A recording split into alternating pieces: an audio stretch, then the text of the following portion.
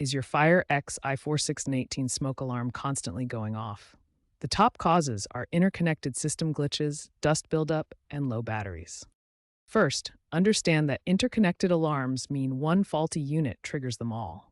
Isolate the problem by testing each alarm individually using the test button.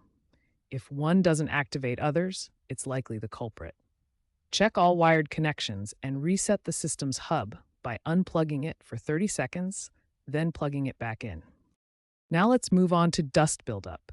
Ensure you clean the detectors every month to avoid false positives, which can be done using a vacuum or soft brush to gently remove dust from the sensor.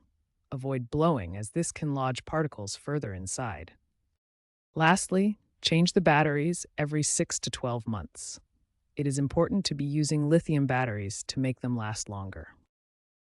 To prevent future false alarms, consider these advanced tips. First, check alarm placement. Keep them at least 10 feet away from cooking areas to avoid steam or smoke triggers. Second, be aware of sensitivity settings. High sensitivity can cause false positives. If issues persist after cleaning and battery changes, consider the alarm's age. Smoke alarms have a 10-year lifespan. If the alarm is older, replace it. Lastly, smart home integration can sometimes cause issues.